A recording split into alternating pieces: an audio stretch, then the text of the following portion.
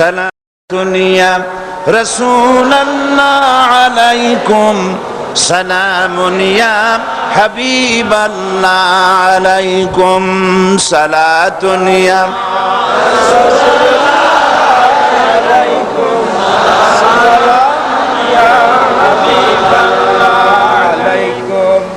আলহামদুলিল্লাহ আলহামদুলিল্লাহ আল্লাহ পাকের শুকরিয়া আদায় করছি। আল্লাহ পাক আমাদেরকে কোরআন শোনার তৌফিক দান করেছেন, আলহামদুলিল্লাহ। আচ্ছা, আপনারা বলেন তো, জেন, দুষ্ট জেন আর ভূত প্রেতে যদি আসর করে তাহলে কোরআন শরীফের কোন আয়াত পড়তে হয়? জি, ওলামারা বলেন না, আয়াতুল কুরসি। কোনটা পড়তে হয় বলেন, কোনটা? চট্টগ্রাম তাফসীর মাহফিল উপলক্ষেও কিছুটা ভূত প্রেতের আসর হয়েছে। এই ভূত প্রেতের আসর থেকে রক্ষা করার জন্য সকলে আমার সাথে পড়েন যথারীতি। আউযু বিল্লাহি মিনাশ শাইতানির রাজীম। বিসমিল্লাহির রাহমানির রহিম।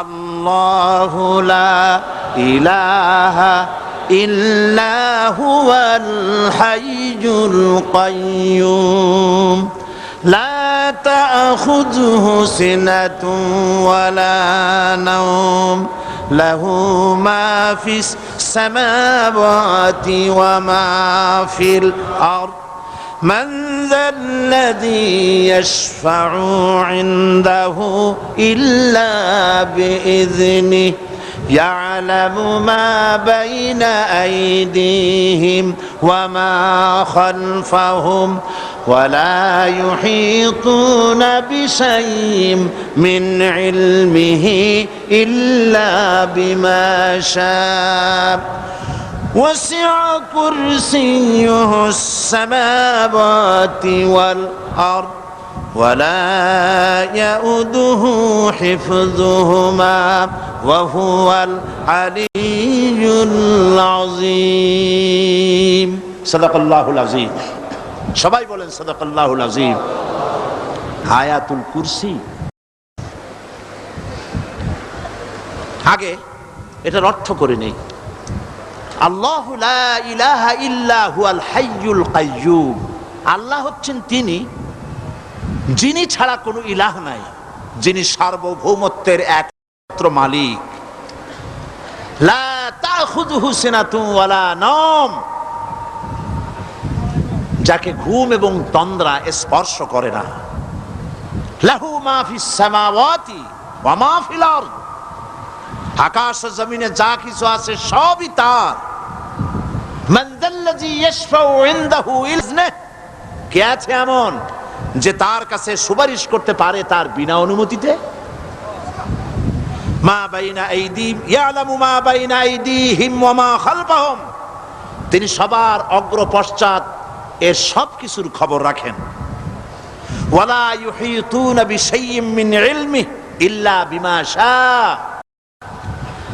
তার জ্ঞাত বিষয়ের কিছুই মানুষ নিজেদের আয়ত্তে আনতে পারে না। অবশ্য আল্লাহ যদি কাউকে কিছু দিতে চান, ওয়াসিআ কুরসিয়্যুহু সামাওয়াতি ওয়াল আরদ, তার একচ্ছত্র ক্ষমতা এবং কর্তৃত্ব আকাশ এবং জমিনকে পরিব্যাপ্ত করে রেখেছে। ওয়ালা ইয়াউদুহু হিফযুহুমা ওয়া হুয়াল আলিয়্যুল আযীম, আর আকাশ এবং পৃথিবীর রক্ষণাবেক্ষণ করতে গিয়ে আল্লাহ পাক মোটেই ক্লান্তি বোধ করেন না, আর তিনি হচ্ছেন এক মহান শ্রেষ্ঠতম সত্তা। বলি সাদাকাল্লাহুল আযীম। আয়াতুল কুরসি, এই আয়াতটি আয়াতুল কুরসি হিসেবে পরিচিত। কি নামে পরিচিত? আয়াতুল কুরসি। এখানে মহান আল্লাহ পাকের এমন সব পূর্ণাঙ্গ পরিচিতি পেশ করা হয়েছে যার নজির গোটা কোরআন শরীফে নাই। সুবহানাল্লাহ। তাই হাদিস শরীফে এই আয়াতটিকে শ্রেষ্ঠ আয়াত বলা হয়েছে। কোরআন শরীফের কি আয়াত? শ্রেষ্ঠ আয়াত বলা হয়েছে। আমরা প্রত্যেকটি ফরজ নামাজের পরে এই আয়াতে কারিমা পড়ে থাকি, ঠিক কিনা বলে?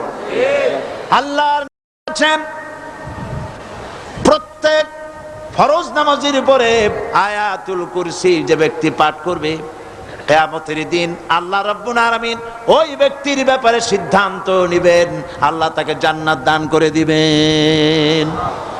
হতে পারে এবার আপনারা কেউ করতে পারেন বাস ওয়াজ আর না শুনলে চলবে, আয়াতুল কুরসি পড়বো আর জান্নাতে চলে যাব। না, বিষয়টা এমন নয়। বিষয়টা হচ্ছে এই আয়াতুল কুরসির মধ্যে এমন কিছু কথা আছে যা বুঝে যদি পড়ে আর আমল করে আল্লাহ পাক কিয়ামতের সিদ্ধান্ত নেবেন, জান্নাত দিয়ে দিবেন। সুবহানাল্লাহ, বলেন সুবহানাল্লাহ। এর কারণ হলো আয়াতুল কুরসির মধ্যে আল্লাহ পাক সার্বভৌমত্বের কথা বলেছেন। আজ আমরা স্লোগান দেই সব সমস্যার সমাধান। ও মাশাআল্লাহ, চট্টগ্রামের সবাই বোধহয় এই পরিচিত স্লোগানটা জানেন না। জবাব তো আপনারা জবাব দিতে পারলেন না কেন? সব সমস্যার সমাধান দেন স্লোগান আপনারাই।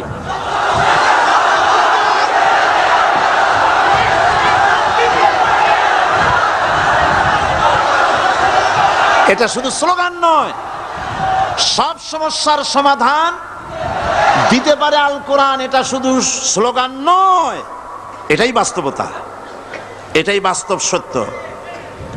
আয়াতুল কুরসির মধ্যে রয়েছে একটি জটিল সমস্যার সমাধান, যাকে সহজ কথায় বলা যায় গদি সমস্যার সমাধান।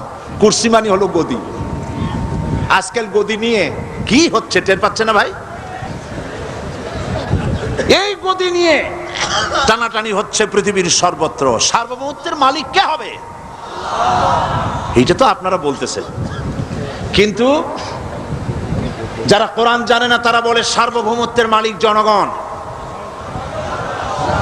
দেখেন না, ওরা বলে সকল ক্ষমতার উৎস জনগণ।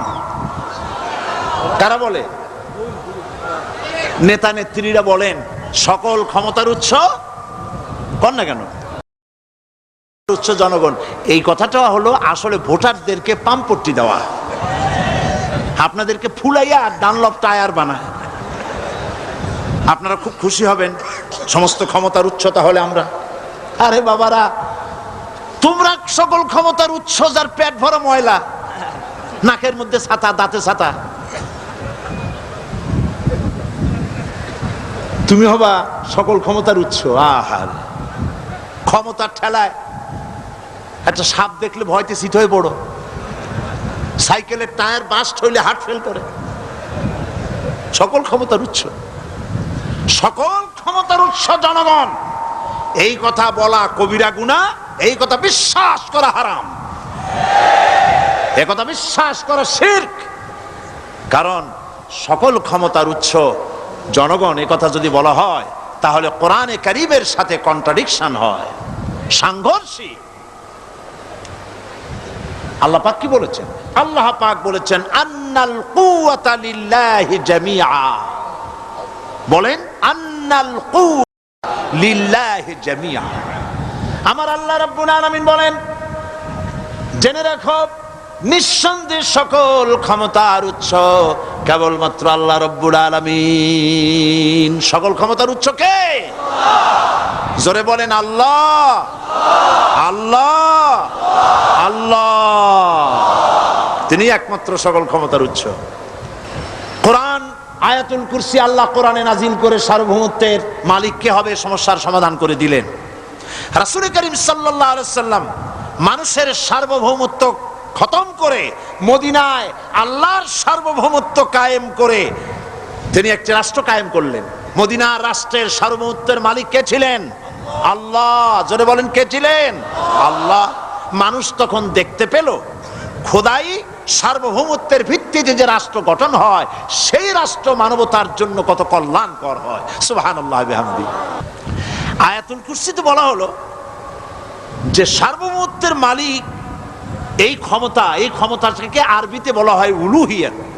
এই ক্ষমতাকে সার্বভৌমত্বের ক্ষমতাটাকে আরবিতে কি বলা হয়? উলুহিয়াত। আর যার হাতে এই ক্ষমতাটা থাকে তাহলে বলে ইলাহ, তাকে কি বলা হয়?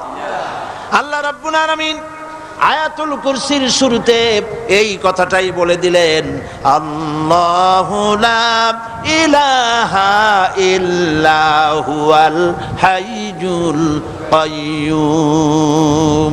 আল্লাহ হচ্ছেন তিনি যিনি ছাড়া কোনো ইলাহা নাই। তার মানে হলো সার্বভৌমত্বের একচ্ছত্র মালিকানা কার হাতে? চিৎকার দিয়ে বলুন, আল্লাহ রাব্বুল আলামিনের হাতে। সার্বভৌমত্বের এই ক্ষমতা হস্তান্তরযোগ্য নয়। আর সার্বভৌমত্বের মালিক যিনি হবেন তার শুরু থাকবে না, শেষও থাকবে না। এই কোয়ালিটি কার মধ্যে আছে? আল্লাহ পাকের মধ্যে। আল্লাহ পাক বললেন তিনি হচ্ছেন আল হাই আল কাইয়্যুম। তিনি হাইয়্যু, তিনি কাইয়্যুম। তিনি শাশ্বত, তিনি জাগ্রত, তিনি চিরস্থায়ী, যার শুরুও নাই, যার শেষও নাই। সুবহানাল্লাহ বিহামদি। এই সার্বভৌমত্বের মালিকানা নিয়ে যারা বসে আছে, যে কোনো মুহূর্তে তার হাত থেকে ক্ষমতা ছিনতাই হয়ে যেতে পারে, পারে কিনা? আর ঘুমায় থাকলে, সার্বভৌমত্বের মালিক দাবি করে যদি ঘুমায় থাকে, ততক্ষণ ভারপ্রাপ্ত বানাবে কারে? এই জন্য মালিক হচ্ছেন আল্লাহ পাক, যাকে ঘুম এবং তন্দ্রা স্পর্শ করে না। সার্বভৌমত্বের মালিকের কোয়ালিটি আল্লাহ পাক বলছেন লা তাখুযুহু সিনাতুন ওয়ালা নাওম। পড়েন সবাই, লা তাখুযুহু সিনাতুন ওয়ালা নাওম। তার ঘুমও নাই, তন্দ্রাও নাই। হযরত মূসা আলাইহিস সালাম আল্লাহ পাকের কাছে একবার প্রশ্ন তুলেছেন, আল্লাহ পাক তুমি নাকি?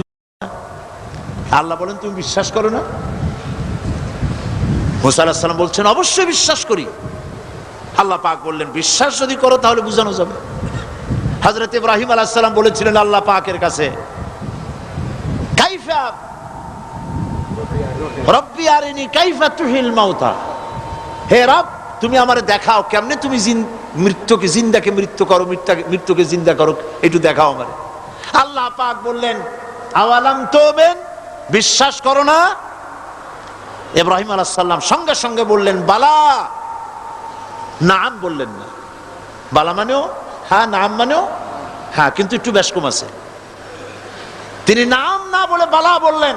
নামের অর্থ হলো হ্যাঁ, আর না বালার অর্থ হচ্ছে কেন নয়, অবশ্যই বিশ্বাস করি। ওয়ালাকিন লিয়াতমাইন্না কালবি। তবে আল্লাহ তুমি যদি চোখে দেখাও একটু, তাহলে এগুলি একটুখানি লিয়াতমাইন্না কালবি, আমার অন্তরাত্মা প্রশান্তি লাভ করবে যদি চোখে দেখতে পারি। আল্লাহ বলেন তাহলে তোমারে দেখাবো। আল্লাহ দেখাইলেন। মূসা আলাইহিস সালাম যখন বললেন যে আল্লাহ পাক আর মৃত্যুকে চিন্তা করো কেমনে, তুমি ঘুমায় থাকো, না ঘুমায় পারো কেমনে, তোমার নাকি ঘুম নাই, তন্দ্রা নাই? আল্লাহ পাক বলেন বিশ্বাস করো না? বলে অবিশ্বাস করি। তো ঠিক আছে তাহলে তোমার দেখাই। বললেন এক গ্লাস পানি নিয়ে আসো। এক গ্লাস পানি নিয়ে এসে দাঁড়িয়ে থাকো। আল্লাহ পাক মূসা আলাইহিস সালামকে বললেন এক গ্লাস পানি নিয়ে দাঁড়াও। আর ঘুমকে আল্লাহ পাক বললেন মূসারে ধরো। মূসা আলাইহিস সালাম নিদ্রাচ্ছন্ন হলেন, তন্দ্রা এসে গেল, হাত শিথিল হয়ে হাতের থেকে পানি ভর্তি গ্লাস পড়ে ভেঙে চুরমার হয়ে গেল। মূসা আলাইহিস সালাম ভয় পেয়ে গেলেন। আল্লাহ রাব্বুল আলামিন বলেন ভয় পাওয়ার কোনো কারণ নাই, তোমার প্রশ্নের জবাব আমি এভাবেই দিলাম। এক গ্লাস পানি নিয়ে কয়েক মিনিট দাঁড়াইতে পারো নাই, ঘুমের সঙ্গে সঙ্গেই গ্লাস পড়ে ভেঙে গেল। তামাম আকাশ আর জমিন, গোটা সৃষ্টি জগৎ তোমার আল্লাহ পাকের হাতের মুঠার মধ্যে রয়েছে। আল্লাহ যদি ঘুমায় যায় সব শেষ হয়ে যাবে। তামাম সৃষ্টি জগতের ট্রাফিক কন্ট্রোল আল্লাহ কর্তৃক হয়। আর মানুষের যা হয় আল্লাহ পাক তার থেকে সম্পূর্ণ মুক্ত। আল্লাহ পাকের ঘুম নাই, তন্দ্রাও নাই, লা তাখুযুহু সিনাতু ওয়ালা নাওম, ঘুমও নাই, তন্দ্রাও নাই। আল্লাহ পাক সমস্ত রকমের মানবীয় কোয়ালিটি থেকে, গুণ থেকে মুক্ত, মুবাররা, পবিত্র। আল্লাহ রাব্বুল আলামিন সার্বভৌমত্বের একচ্ছত্র মালিক হচ্ছেন আল্লাহ পাক, তিনি ছাড়া কোনো ইলাহ নাই। তিনি পরিষ্কার করে বলছেন, আল্লাহু লা ইলাহা ইল্লা হুয়াল হাইয়ুল কাইয়্যুম। সবাই পড়েন, আল্লাহু লা ইলাহা ইল্লা হুয়াল হাইয়ুল কাইয়্যুম। আল্লাহ হচ্ছেন সার্বভৌমত্বের মালিক, তিনি ছাড়া কোনো ইলাহ নাই। এমন একটি আয়াত তাফসীরের জন্য আল্লাহ এনে দিয়েছেন, যেই আয়াতটি বুঝলে পরে দুনিয়া শান্তি, আখিরাতেও শান্তি, গদি সমস্যার সমাধান হবে, সব সমস্যার সমাধান হবে। আয়াতুল কুরসি এমন আয়াত যা তেলাওয়াত করলে, বুঝলে, আমল করলে কিয়ামতের দিন আল্লাহ পাক তার সম্পর্কে সিদ্ধান্ত নেবেন, জান্নাত দিয়ে দিবেন। সুবহানাল্লাহ ওয়া বিহামদিহি। আউযু বিল্লাহি মিনাশ শাইতানির রাজীম। বিসমিল্লাহির রাহমানির রাহিম। প্রত্যেক অক্ষরে অক্ষরে 10-10 করে নেকি এখন আমাদের নামে নামায় আমলে লেখা হচ্ছে। সুবহানাল্লাহ। গলা ছেড়ে দিয়ে সবাই পড়েন আমার সাথে, আল্লাহু লা ইলাহা ইল্লা হুয়াল হাইয়ুল কাইয়্যুম, লা তাখুযুহু সিনাতুন ওয়ালা নাওম, লাহু মা ফিস সামাওয়াতি ওয়া মা ফিল আরদ, মান الذي يشفع عنده إلا بإذنه، يعلم ما بين أيديهم وما خلفهم ولا يحيطون بشيء من علمه إلا بما شاء، وسع كرسيه السماوات والأرض ولا يؤوده حفظهما وهو العلي العظيم। صدق الله العظيم। আয়াতুল কুরসি হচ্ছে কোরআন শরীফের সর্বশ্রেষ্ঠ আয়াত। সুবহানাল্লাহ। রাসূল বলেছেন আয়াতুল কুরসি হচ্ছে কোরআনে কারীমের সর্বশ্রেষ্ঠ আয়াত, এবং আল্লাহ পাকের তাওহীদের ব্যাপারে, সার্বভৌমত্বের ব্যাপারে এত বিস্তারিত অল্পের মধ্যে আর অন্য কোন আয়াতের মধ্যে ভাবে আসে নাই। এই জন্য আয়াতুল কুরসির এত মর্যাদা।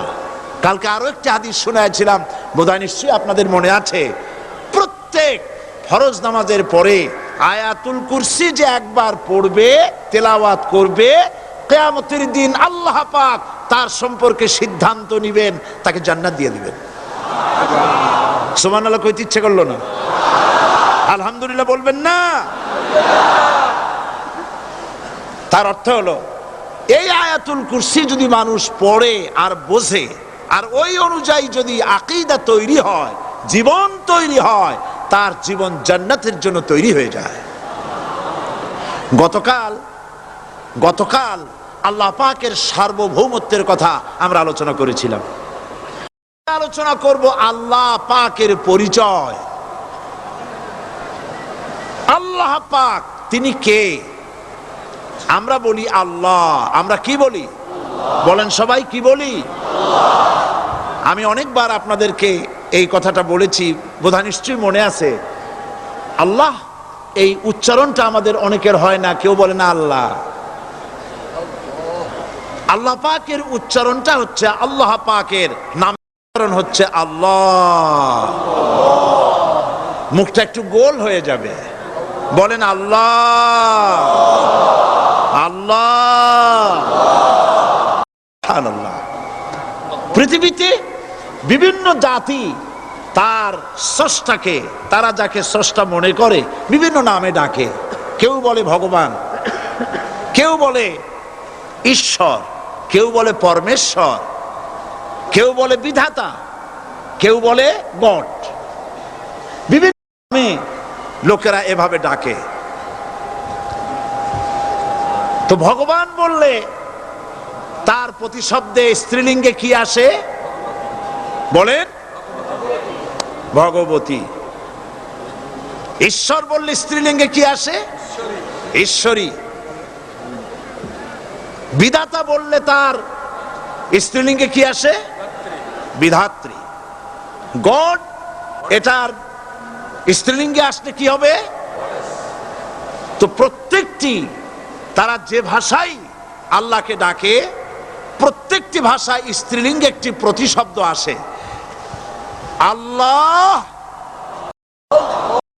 এর স্ত্রীলিঙ্গে, এর প্রতিশব্দে আরেকটি শব্দ কি গোটা বিশ্ব খুঁজে পাওয়া যাবে? জোরে বলেন যাবে? যাবে না। এবং অন্যান্য নামগুলি সন্ধি বিচ্ছেদ করলে অর্থই হবে না। গড এটাকে যদি উল্টায়া বলা হয় তাহলে কি হয়ে যাবে? এবার দেখুন, আল্লাহ এই নাম, আল্লাহর পরিচয় কি? যদি বলা হয় যে আল্লাহর পরিচয় কি, শুধু আল্লাহ দিয়ে আল্লাহকে চেনা যাবে, আল্লাহকে চেনা যাবে।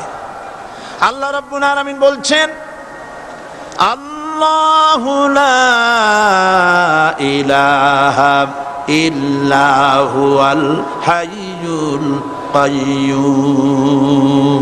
আল্লাহ হচ্ছেন তিনি যিনি ছাড়া কোনো ইলাহ নাই, মাবুদ নাই, উপাস্য নাই। সুবহানাল্লাহ। এখন আল্লাহর যদি প্রথম একটা অক্ষর আলিফ ছেড়ে দেওয়া হয় তাহলে থাকবে কি? লিল্লাহ। এই লিল্লাহ দিয়েও কেউ যদি আল্লাহর পরিচয় পেতে চায় তাহলে পেয়ে যাবে। আল্লাহ রাব্বুল আলামিন কোরআনে কারীমের ভিতরে শুধু লিল্লাহ দিয়েও আল্লাহকে চেনার ব্যবস্থা করেছেন। লিল্লাহি মা ফিস সামাওয়াতি ওয়া মা ফিল আরদ। আকাশ এবং জমিনের সার্বভৌমত্বের একচ্ছত্র মালিকানা কার? আল্লাহ পাকের। এখন লিল্লাহ থেকে একটা লাম ছেড়ে দেন, কি থাকবে? লাহু। এই লাহু দিয়েও আল্লাহর পরিচয় পাওয়া যাবে, যাবে না? কোরআন বলছে, লাহু মাকালিদুস সামাওয়াতি ওয়াল আরদি ইউবসিতুর রিজকা লিমান ইয়াশা। আকাশ এবং জমিনের রিজকের চাবিকাঠি আল্লাহ পাকের কাছে, যারে খুশি তিনি পর্যাপ্ত রিজেক তিনি দান করেন। সুবহানাল্লাহ। এবার লাহুর লাম ছেড়ে দেন, থাকবে কি? একটা অক্ষর। এই একটি অক্ষর দিয়ে আল্লাহ পাকে চেনা যাবে। ইন্নাহু হুয়াল গফুরুর রহিম। তিনি হচ্ছেন মহা ক্ষমাশীল, দয়াবান। আল্লাহর পরিচয় আল্লাহকে দিয়েই জানা যায়। আল্লাহর পরিচয় হচ্ছে তিনি এই আকাশ সৃষ্টি করেছেন, এই জমিন সৃষ্টি করেছেন, মানব গোষ্ঠীকে সৃষ্টি করেছেন। আকাশের স্রষ্টাকে, জমিনের স্রষ্টাকে, মানুষের স্রষ্টাকে আল্লাহ পাক। দেখুন, আল্লাহ পাক আকাশের স্রষ্টা, জমিনের স্রষ্টা, মানুষের স্রষ্টা, এই কথাকে ভুলিয়ে দেওয়ার জন্যে, এই কথাটিকে ভুলিয়ে দেওয়ার জন্য আল্লাহকে অস্বীকার করছে এক শ্রেণীর লোকেরা। তারা বলছে দেয়ার ইজ নো গড, স্রষ্টা বলতে কেউ নাই, আনসিন ইজ নাথিং। আল্লাহ পাক কোরআনকে বোঝার জন্য, আল্লাহকে চেনার জন্য ব্যবস্থা করেছেন। ওরা বলছে কি আনসিন ইজ নাথিং, যা দেখা যায় না সেটা কিছুই না, সেটা বিশ্বাস করি না। তো আল্লাহর যখন রং নাই, গন্ধ নাই, তাকে বিশ্বাস করি কেমনে? বলেন নাউজুবিল্লাহি মিন যালিক। আরে ভাই, তোমরা তো এমন বহু জিনিস আছে যা না দেখে বিশ্বাস করো। আপনারা কি বাতাস দেখেছেন? বিশ্বাস করেন কিনা? বিশ্বাস করেন কিনা? আপনারা কি ইথার দেখেছেন? বিশ্বাস করেন কিনা? ফুলের গন্ধ দেখেছেন কিন্তু বিশ্বাস করেন কিনা? মাধ্যাকর্ষণ শক্তি, ল অফ গ্রাভিটেশন আপনারা চোখে দেখেছেন? বিশ্বাস করেন কিনা? অনেক জিনিস এমন আছে যা আমরা চোখে দেখি না কিন্তু বিশ্বাস করি। হযরত ইমাম আবু হানিফা রাহমাতুল্লাহ আলাইহির সাথে এক নাস্তিকের বহস হবে। স্থান এবং তারিখ নির্ধারণ করা হলো। ইমাম সাহেব দেরি করে আসলেন। নাস্তিক বলছে, আমি আপনার সঙ্গে কোনো বিতর্কে যেতে চাই না, কারণ আপনি ওয়াদা রক্ষা করতে পারেন নাই, নির্ধারিত সময়ের অন্তত 3 ঘন্টা পরে এসেছেন। তিনি বললেন, আমি কেন দেরি করলাম সেটা তো তুমি জিজ্ঞেস করবে। আচ্ছা বলেন কেন দেরি করেছেন? তিনি বললেন, দেখো, এই জায়গায় আসার পথে একটা নদী বেঁধেছিল, তা কি করে? আমার কাছে পারাপারের কোনো বন্দোবস্ত ছিল না। এক পর্যায়ে হতাশ হয়ে গেলাম, আমার বোধহয় যাওয়াই হবে না। শেষ পর্যন্ত আমি দেখতে পেলাম হঠাৎ করে আমার পাশে একটা ফলের বীজ পড়লো, তা দিয়ে একটা গাছ অঙ্কুরিত হলো। দেখ কিনা দেখ, গাছটা একটা ময়ূর হয়ে পরিণত হয়ে গেল। কই থেকে একটা করাতে সে গাছটা কেটে ফেলে দিল। ফটাফট কতগুলি তক্তা বেরিয়ে আসলো। কোথার থেকে একটা হাতুড়ি আর কতগুলি লোহা এসে ঠাস ঠাস করে বাড়ি লেগে একটা কিস্তি তৈরি হয়ে গেল। কিস্তিটার ধাপায় পড়লো নদীতে, আমি লাফ দিয়ে উঠলাম, তাই যা দেরি হলো। নাস্তিক বলছে, আপনার সাথে আমি জানছিলাম যে আপনি অত্যন্ত বুদ্ধিমান মানুষ, কিন্তু যে ঘটনা শুনাইলেন আপনার স্ক্রু একটাও টাইট আছে বলে মনে হয় না। আপনার সাথে আর কোনো বহস নয়। তিনি বললেন, কেন? কই বহস না, আপনি বলছেন যে এইরকম একটা গাছ চারা হয়ে গেল, সাথে সাথে বিনা মিস্ত্রিতে গাছটা কাটলো, তারপর এইটা দিয়ে তক্তা হইলো, লোহা আসলো, হাতুড়ি হইলো, বিনা মিস্ত্রিতে কিস্তি তৈরি হয়ে গেল, নৌকা এটা পড়লো নদীতে, আর বিনা মাঝিতে আপনি পার হয়ে আসলেন। এটা কি আদৌ সম্ভব? ইমাম আবু হানিফা রাহমাতুল্লাহ আলাইহি বলছেন, তোমার সাথে আমি কোনো কিতাব দিয়ে ঝগড়া করব না, কোনো কিতাব দিয়ে আমি তোমার সাথে বহস করব না। এই একটি দৃষ্টান্ত তোমার জন্য যথেষ্ট।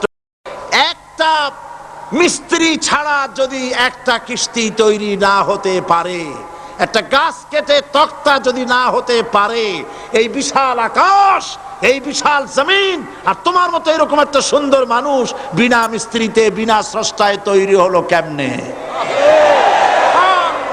এক কথায় নাস্তিক বলছে, আমার জীবনের ভুল ধরা পড়ল। নাস্তিক বলছে, জীবনের ভুল ধরা পড়েছে, আমি মুসলমান হয়ে গেলাম। লা ইলাহা ইল্লাল্লাহু মুহাম্মাদুর রাসূলুল্লাহ। জোরে পড়েন, লা ইলাহা লা ইলাহা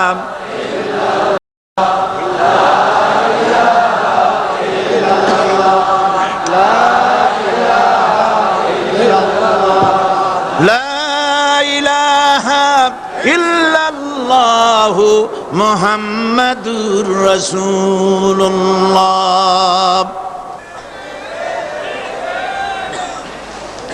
আল্লাহ পাক বলছেন, আমি আদম, আমি দাউদ এবং সুলাইমানকে জ্ঞান দান করেছি, ইব্রাহিমকে জ্ঞান দান করেছি। কোরআন শরীফের বহু জায়গায় শুধু জ্ঞানের কথাই বলা হয়েছে। সুবহানাল্লাহ ওয়া বিহামদিহি। সুতরাং বুদ্ধিজীবী, এই বুদ্ধিজীবীরা তারা আসল জ্ঞানটা নাই। আসল জ্ঞান কোনটা? বলেন কোনটা? ডক্টর শহীদুল্লাহ মরহুম, আমি অনেকবার বলেছি তার কথা, তাকে জান্নাতুল ফেরদাউস নসিব করুন, বলেন আমিন। ডক্টর শহীদুল্লাহ মরহুম বলতেন তার লোকদেরকে যে তোমরা বিদেশ থেকে অনেক ডিগ্রি নামের আগে আনতে পারো, তোমরা পণ্ডিত, একথা আমি স্বীকার করি, কিন্তু কোরআন শরীফের জ্ঞান যদি না থাকে তাহলে পণ্ডিতের আগে আর একটা শব্দ বসবে, মূর্খ পণ্ডিত। কোরআনের জ্ঞান পাণ্ডিত্যকে পরিপূর্ণ করে দেয়। কারণ ওয়ামা উতীতুম মিনাল ইলমি ইল্লা কালিলা, সুবহানাল্লাহ। আল্লাহ পাক বলছেন তোমাদেরকে সামান্যতম জ্ঞান দান করেছি। কতটুকুন জ্ঞান? কতটুকুন? সামান্যতম জ্ঞান দান করেছি। সুতরাং আল্লাহ পাক কোরআনের মধ্যে তার নিজের পরিচয় ছোট্ট একটি সূরার মধ্যে ব্যাপক আকারে বলে দিয়েছেন। কি? কুল হুয়াল্লাহু আহাদ। সবাই পড়েন আমার সাথে, কুল হুয়াল্লাহু আহাদ আল্লাহুস সামাদ লাম ইয়ালিদ ওয়া লাম ইউলাদ ওয়া লাম ইয়াকুল লাহু কুফুয়ান আহাদ। আল্লাহ পাক বলেন আল্লাহ এক এবং একক, তিনি কারো মুখাপেক্ষী নন, তিনি কাউকে জন্ম দেন নাই, তাকেও কেউ জন্ম দেয়নি। আকাশ আর জমিনে আল্লাহর সমকক্ষ কেউ নাই। সুবহানাল্লাহ। তাকে কেউ জন্ম দেয়নি, তিনিও কাউকে জন্ম দেননি। তিনি এক, তিনি ছিলেন, তিনি আছেন, তিনি থাকবেন। তার শুরুও নাই, তার শেষও নাই। সুবহানাল্লাহ। এই আল্লাহ রাব্বুল আলামিন তার পরিচয় আয়াতুল কুরসি সার্বভৌমত্বের পরিচয় দিয়েছে, আল্লাহর পরিচয় দিয়েছে। আল্লাহ তিনি খালিক। মানব সৃষ্টির এবং পৃথিবীর সৃষ্টির ইতিহাস ঘাটলে মানুষের যদি কিসমত ভালো থাকে তাহলে আল্লাহর সান্নিধ্য, আল্লাহর অস্তিত্ব সম্পর্কে জ্ঞান তাকে আল্লাহ পাক দান করে দেন। সুবহানাল্লাহ। পৃথিবীর সৃষ্টির ব্যাপারে বুদ্ধিজীবীরা কি বলছেন দেখুন। পৃথিবীর সৃষ্টির ব্যাপারে বিজ্ঞানীরা বলছেন যে এই পৃথিবী এরকম ছিল না। তো কি রকম ছিল? এইটা সূর্যের পাশ থেকে একটা উজ্জ্বল শক্তিশালী জ্যোতিষ্ক দারুণ ফোর্স নিয়ে যাচ্ছিল। সেই ফোর্স সহ্য করতে না পেরে সূর্যের একটি দুর্বলতম অংশ সূর্য থেকে ছিটকে মহাশূন্যে পড়ে গেল, আর ঘুরতে ঘুরতে এই পৃথিবীর অস্তিত্ব লাভ করলো। বিজ্ঞানের এই কথা যদি বিশ্বাস করতে হয় তাহলে আমাকে বলতে হয় এখন তো মানুষেরা আর পৃথিবীতে ধরছে না, ঠিক কিনা? কথা বলছেন না কেন? মানুষ পৃথিবীতে এখন ধরতেছে।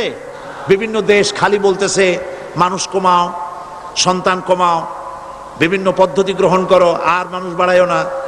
আল্লাহ পাক বলছেন আল্লাহু লা ইলাহা ইল্লা হুয়াল হাইয়ুল কাইয়্যুম। আল্লাহ হচ্ছেন তিনি যিনি ছাড়া কোনো ইলাহ নাই। লা ইলাহা ইল্লাহু, তিনি ছাড়া কোনো ইলাহ নাই, সার্বভৌমত্বের মালিক কেউ নাই। এই যে লা ইলাহা, কোনো ইলাহ নাই, আমরা কালেমার মধ্যে এই কথাটা বলি। আমাদের কালেমায়ে তাইয়্যিবা আমরা কি উচ্চারণ করি? লা ইলাহা ইল্লাল্লাহু মুহাম্মাদুর রাসূলুল্লাহ।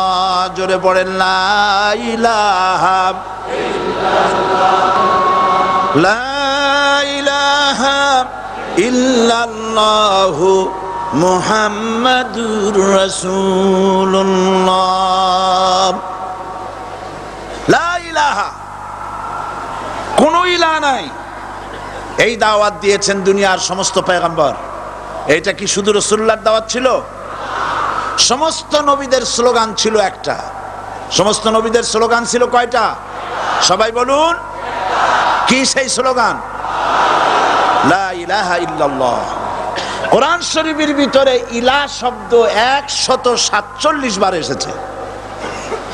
লা ইলাহার অর্থ যদি এই হয় কোনো উপাস্য নাই আল্লাহ ছাড়া, কোনো মাবুদ নাই আল্লাহ ছাড়া, মুহাম্মদ সাল্লাল্লাহু আলাইহি সাল্লাম আল্লাহর প্রেরিত রাসূল, তাহলে তো এত ঝঞ্ঝাট হওয়ার কথা ছিল না।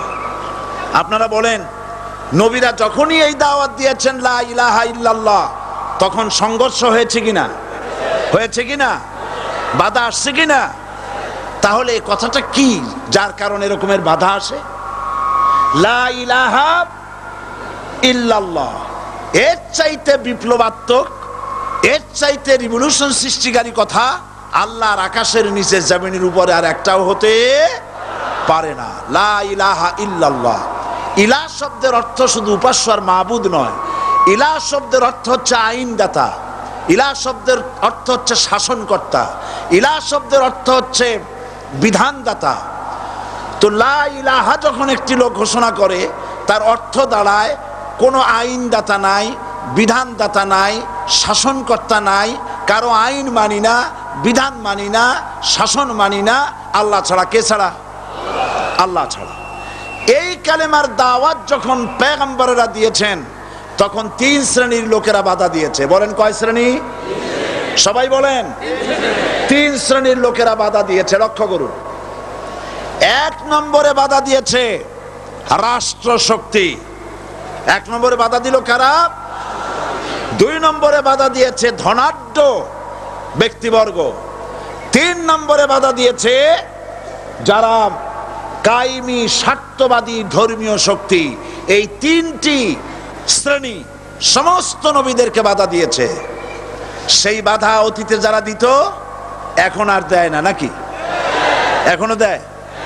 দেখুন, এই কালেমার দাওয়াত হযরতে মূসা আলাইহিস সালামকে যেদিন আল্লাহ পাক প্রথম ওহী দিলেন, এই দাওয়াত শুধু রাসূল দেন নাই, আল্লাহ পাক বলছেন প্রত্যেক নবী তার জাতিকে এই দাওয়াত দিয়েছেন। কি?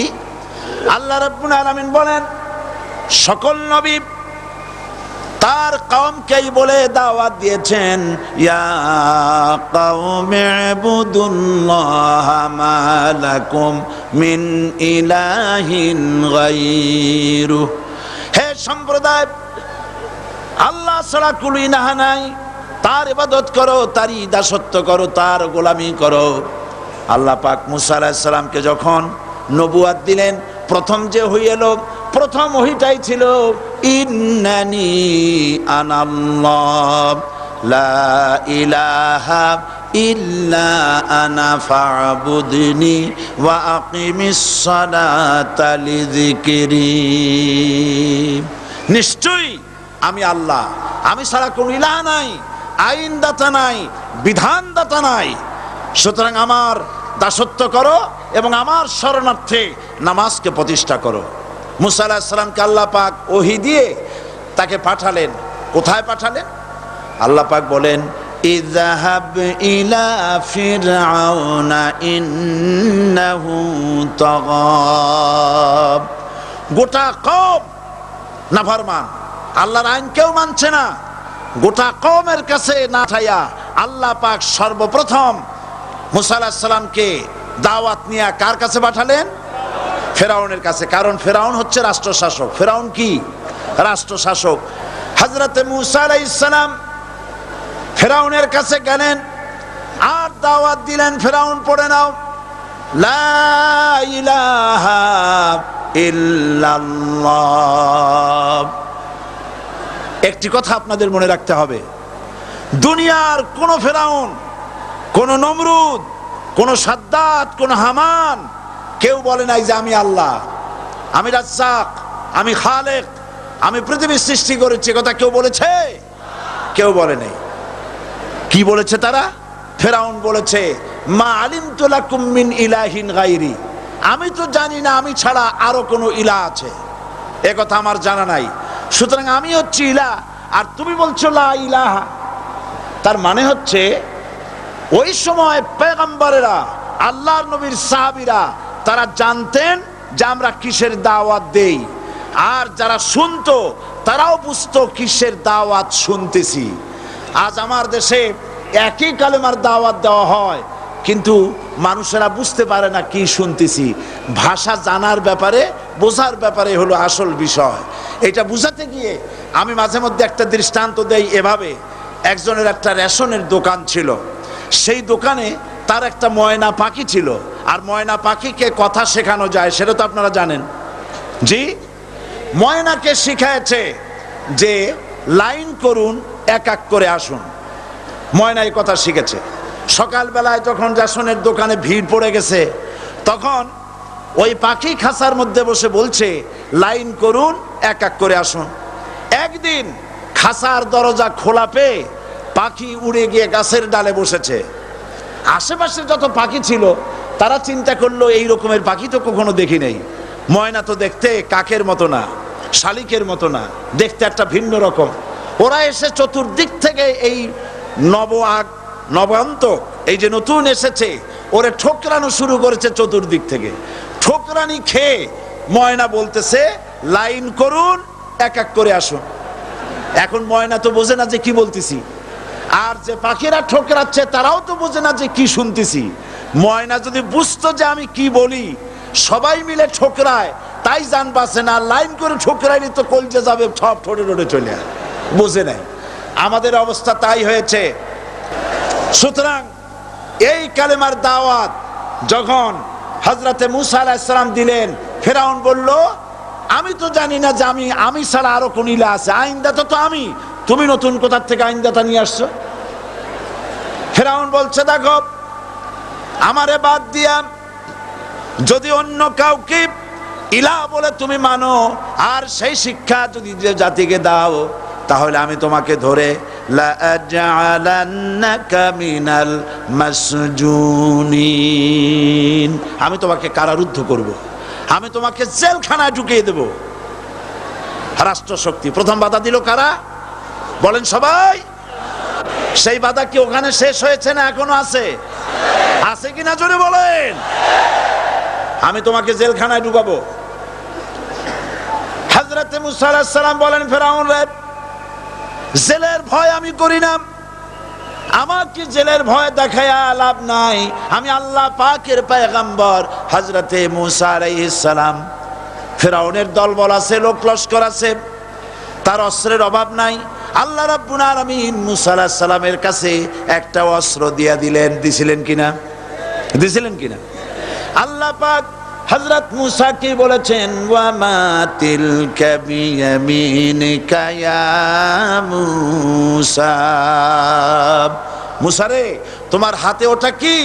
মুসা আলাইহিস সালাম বললেন এটা লাঠি। আল্লাহ পাক বললেন ফেলে দাও লাঠি। লাঠি ফালায় দিলেন, কি হয়ে গেল? হিয়া হাইয়াতুন তাসআ, লাঠি হয়ে গেল। এখন লাঠি পড়ে সাপ হয়ে গেল। সাপ দেখে নবী হোক, ওলি হোক, সাহাবী হোক আর আলেম হোক, সাপ দেখলে ভয় করে না মানুষের? মুসা আলাইহিস সালাম ভয় পাইছে। আল্লাহ রাব্বুল আলামিন হযরত মুসাকে শোনায় দিলেন খুযহা ওয়া লা তাখাফ সানুঈদুহা সিরাতাহাল উলা,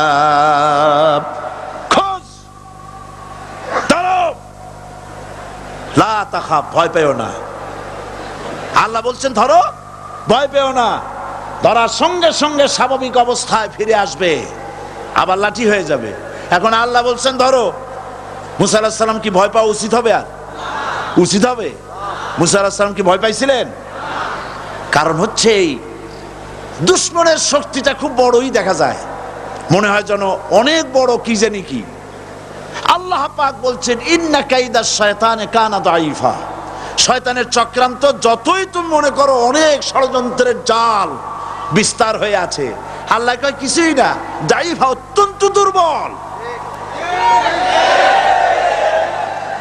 আল্লাহ পাক বললেন ধরো।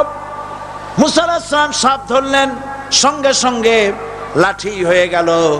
ফেরাউন বরদাস্ত করলো না, রাষ্ট্রশক্তির পক্ষ থেকে আক্রমণ শুরু হলো। অপরাধ কি? মুসা আলাইহিস সালামের অপরাধ কি? কি অপরাধ? মাশাআল্লাহ, বুঝতে পেরেছেন। অপরাধ হচ্ছে তিনি বলেছেন লা ইলাহা, জোরে বলেন লা ইলাহা ইল্লাল্লাহ। এই কালেমাকে আজ আমরা ভিক্ষার বুলি বানাইছি। এটা হলো সার্বভৌমত্বের বুলি, এটা হচ্ছে আল্লাহ পাকের সার্বভৌমত্বের কথা। আজ আমরা মানুষের কাছে আমরা শুনি মানুষেরা ভিক্ষা চায়, লা ইলাহা ইল্লাল্লাহ, এক মুঠ চাউল দেন, লা ইলাহা ইল্লাল্লাহ 10 খান পাই দেন। এই হচ্ছে কালেমার জিকির। আবার কেউ কেউ জিকির করতেছে লা ইলাহা আস্তে, ইল্লাল্লাহ জোরে, এমন জোরে কলব সাফ করে, কলব তাতে থাকলেও পারে গেলেও পারে। এই কালেমার জার এর আঘাত পয়গম্বররা মেরেছেন। হযরতে মূসা আলাইহিস সালাম যখন বলেছেন লা ইলাহা ইল্লাল্লাহ, এই ধাক্কা ফেরাউন বরদাশত করতে পারে নাই। দরিয়ায় নীলের ভিতরে আল্লাহ পাক ডুবাই শেষ করে দিয়েছেন, দেন নাই? হযরতে মূসা আলাইহিস সালাম তার উম্মতেরা দরিয়ার পাশে বসে দ্বীনি কথাবার্তা বলতেছেন। এমন সময় ফেরাউন, তার শত্রু হচ্ছে মূসা আলাইহিস সালাম। শত্রু কেন? মূসা কি ফেরাউনের পাকা ধানে মই দিয়েছে নাকি? বলেন আপনারা। তার হালের গরু পিটায় মারছে নাকি? অপরাধ হলো তিনি আল্লাহর জমিনে আল্লাহর আইন প্রতিষ্ঠার কথা বলেছেন। এই শুধুমাত্র এই অপরাধে ফেরাউন তার দলবল নিয়ে 3 দিক থেকে আক্রমণ করেছে। মূসা আলাইহিস সালামের উম্মতেরা ভয় পেয়ে গেছেন। তারা বলছেন ইন্না লামুদরাকুন, আমরা পাকড়াও হয়ে গেছি। 3 দিকে সাড়াশি আক্রমণ, 3 দিকে শত্রু, একদিকে দরিয়া, পালাবার রাস্তা আছে? হযরত মূসা আলাইহিস সালাম ভয় পেয়ে গেলেন, সারেন্ডার করলেন না। হযরত মূসা আলাইহিস সালাম বললেন কাল্লা, কখনো নয়, ভয় পাওয়ার কোনো কারণ নাই। রব্বি সায়াহদিন, অবশ্যই আমার রব আমার জন্য রাস্তা করে দিবেন। ভয় পাইও না, আমার রব রাস্তা করে দিবেন। আল্লাহ রাব্বুল আলামিন হযরত মূসা আলাইহিস সালামকে অর্ডার করলেন, হাতের লাঠি দিয়া দরিয়ার উপরে আঘাত করো। হযরত মূসা আলাইহিস সালাম দরিয়ার উপর আঘাত করলেন। রাস্তা ছিল দরকার একটার, এক বাড়িতে আল্লাহর হুকুমে লাঠি দিয়ে একটি আঘাত করার সঙ্গে সঙ্গে হযরত মূসার তার সঙ্গী সাথী দরিয়া পার হওয়ার জন্য দরিয়ার মধ্য দিয়ে আল্লাহ 12টা রাস্তা পয়দা করে দিলেন। সে আল্লাহ আছে না নাই? এত আসতে বলেন কেন? ভয় পাওয়ার কারণ আছে?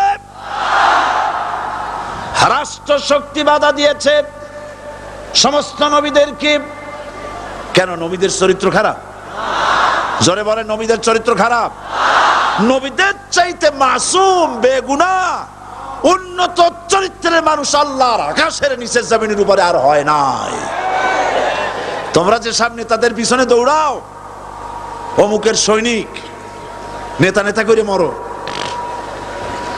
এইসব নেতা যাদের পিছনে দৌড়াও, এই নেতাগুলি, আমি জিজ্ঞেস করি আপনাদেরকে, এই নেতাগুলি জীবনে একবারও জেনা করে নাই। এ ব্যাপারে অনুসারীরা আপনারা কি নিশ্চিত? মিথ্যা কথা জীবনেও কয় নাই, প্রতারণা করে নাই, ঠাট্টা করে নাই, বিদ্রুপ করে নাই, মদ খায় নাই, মানুষ হত্যা করে নাই। কিসের নেতা? নেতা হচ্ছেন সেই ব্যক্তি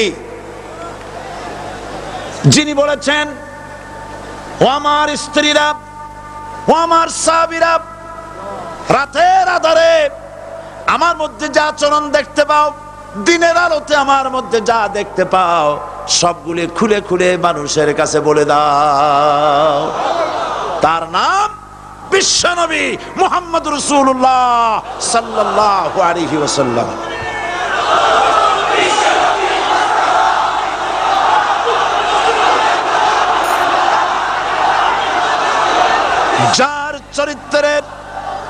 যার চরিত্রের সার্টিফিকেট আল্লাহ রাব্বুল আলামিন নিজে দিচ্ছেন, ওয়া ইন্নাকা লাআলা খুলুকিন আযীম।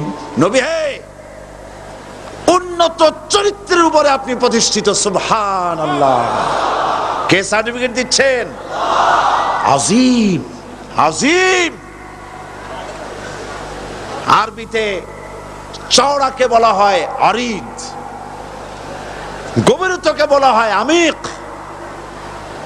কত প্রশস্ত, যা মাপার কোনো ফিতা নাই, কত গভীর, যা মাপার কোনো যন্ত্র নাই, এইটাকে আরবিতে বলা হয় আজিম। সুবহানাল্লাহ বলতে ইচ্ছে করে না?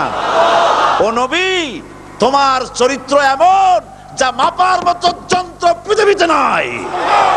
লা ইলাহা ইল্লাল্লাহ। পড়েন সবাই, লা ইলাহা ইল্লাল্লাহ। আপনিও যদি নবীদের মতো সাহাবীদের মতো বুঝা এই কলেমার দাওয়াত দেন, বাধা আসবেই। বোঝাবুঝির ব্যাপার, বুঝতেই সারলো। কত মাহফিল হয় বাংলাদেশে, হয় না? কোনো বাধা নাই, ঠিক কিনা?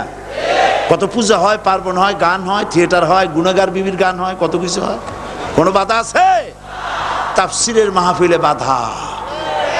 কারণ ওরা বুঝতে পেরেছে এ তাফসিরের মাহফিলে গাজীর গীত হয় না, এ তাফসিরের মাহফিলে আল্লাহর সার্বভৌমত্ব কায়েমের আন্দোলন চলে।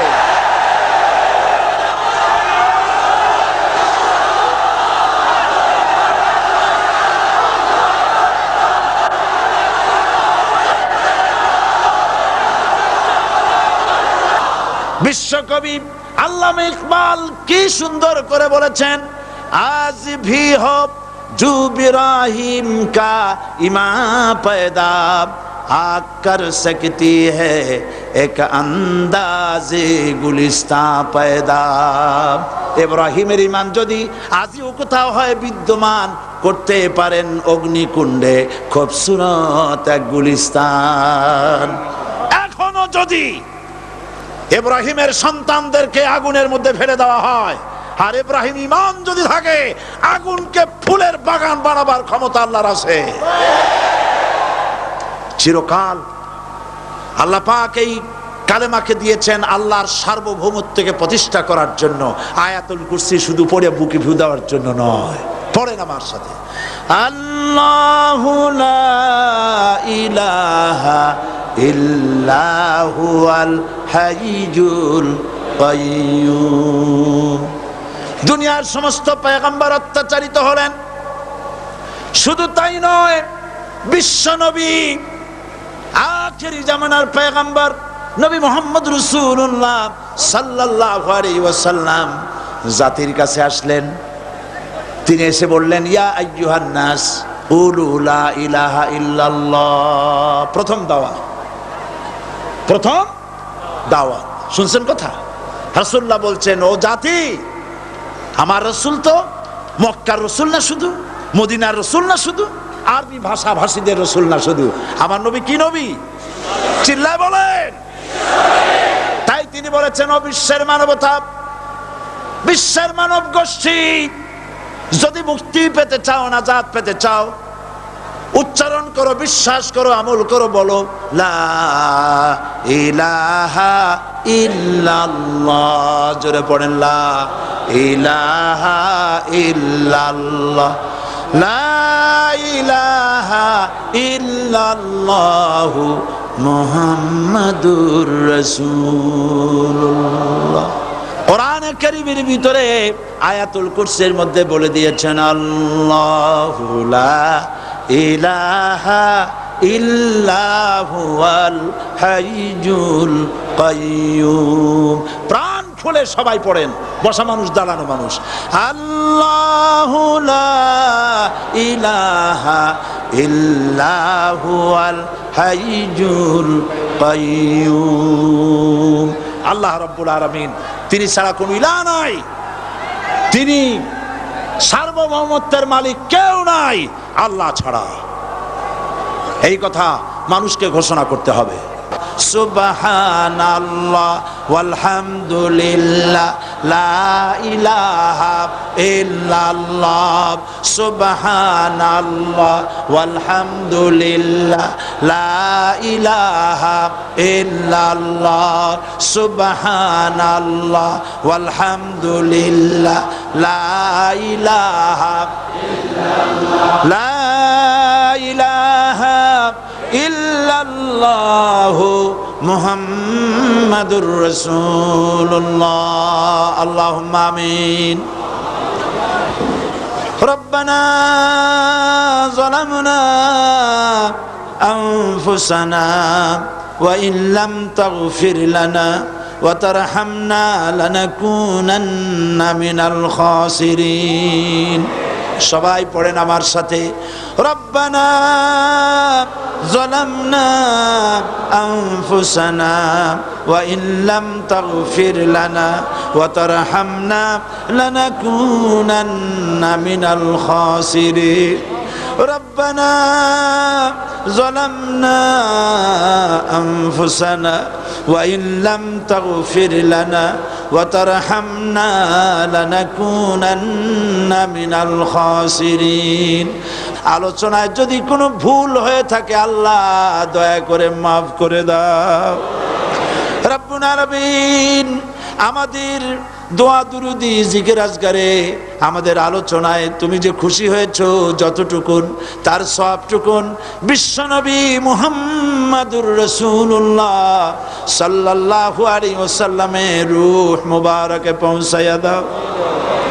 রব্বুল আলামিন तमाम अंबिया किराम, उलमाए मुतकद्दिमीन, उलमाए मुताखिरीन, सल्फे सालिहीन যারা দুনিয়া থেকে মুমিন মুমিনাত বিদায় হয়ে গেল, আল্লাহ কবরগুলিকে জান্নাতের টুকরায় পরিণত করে দাও। রব্বুল আলামিন এই লক্ষ লক্ষ মুসলমান নরনারী ভিক্ষুকের মতো তোমার দরবারে হাত তুলেছি। আল্লাহ গো, আমাদের মধ্য থেকে আমাদের মা বাপ যাদের দুনিয়া থেকে বিদায় হয়ে গেছে, আল্লাহ আমাদের মা বাপের কবরে সওয়াব পৌঁছায়া দাও। রব্বুল আলামিন আত্মীয় স্বজন যদি বিদেশে থাকে 2 মাস 6 মাস পর চিঠি দিয়া খোঁজ খবর পাওয়া যায়, প্রত্যেক দিন টেলিফোন করে খবর পাওয়া যায়, কিন্তু আমাদের মা বাপ যাদের মারা গেল বছরের পর বছর যুগের পর যুগ বিদায় হয়ে গেল, কোন হালতে আছে জানি না। আল্লাহ আমাদের মা বাপের কবরগুলি জান্নাতের টুকরায় পরিণত করে দাও। রব্বুল আলামিন আমাদের আব্বা কত মহব্বত করতেন, কত কষ্ট করেছেন। আল্লাহ তাআলা আমাদেরকে লেখাপড়া শেখাবার জন্য কত কষ্ট করেছেন, মানুষ বানাবার জন্য কত কষ্ট করেছেন। আমাদের জন্য ঘর বাড়ি বানায়া জায়গা জমি কিনে রেখে সবগুলি থুয়ে খালি হাতে চলে গেছে বাবা। আল্লাহ আমাদের আব্বার রুহের পরে সওয়াব পৌঁছায়া দাও। রব্বুল আলামিন এখন তো আর বাড়ি গেলে নাম ধরে কেউ ডাকে না। আয় আল্লাহ, আমাদের আব্বা যত গুনাহ করেছি জানা অজানা সমস্ত গুনাহগুলি আল্লাহ তুমি সাইয়াদগুলি হাসানাত দিয়া বদলাইয়া দাও। রব্বুল আলামিন আমাদের জনম দুঃখিনী মা, আয় আল্লাহ মা যা যে হারাইছে সেই বোঝে কি নিয়ামত তার চলে গেছে। আল্লাহ আমাদের মা যার বিদায় হয়ে গেছে মায়ের কবরটাকে জান্নাতের টুকরায় পরিণত করে দাও। রব্বুল আলামিন মায়ের পেটের ভিতরে বসে 10টা মাস ধরে মায়ের কষ্ট দিছি, তিনি ডেলিভারিতে কষ্ট করেছেন, 2-2.5 বছর বুকের দুধ খেয়ে কষ্ট দিয়েছি, পেশাব পায়খানা করে মায়ের কাপড় চোপড় নষ্ট করে দিয়েছি। মা বিরক্ত হন নাই, থাপ্পড় মারেন নাই, আছাড় দিয়া ফালায় দেন নাই। আল্লাহ মা যাদের মারা গেল মাবুদ মায়ের কবরটাকে জান্নাতের টুকরা বানায়া দাও। রব্বির হামহুমা কামা রব্বায়ানি সগীরা। আমার ভাইয়েরা, আমার মা বোনেরা করুণ ভাবে আল্লাহরে বলেন রব্বির হামহুমা কামা রব্বায়ানি সগীরা, রব্বির হামহুমা কামা রব্বায়ানি সগীরা। রব্বানা তাকাব্বাল মিন্না ইন্নাকা আনতাস সামিউল আলিম ওয়া তুব আলাইনা ইন্নাকা আনতাত তাওয়াবুর রহিম। সুবহান রাব্বিকা রাব্বিল ইজ্জাতি আম্মা ইয়াসিফুন ওয়া সালামুন আলাল মুরসালিন ওয়ালহামদুলিল্লাহি রাব্বিল আলামিন ওয়াজআল আখিরা কালিমাতিনা ইনদাল মাউত লা ইলাহা ইল্লাল্লাহু মুহাম্মাদুর রাসূলুল্লাহ। আসসালামু আলাইকুম ওয়া রাহমাতুল্লাহ।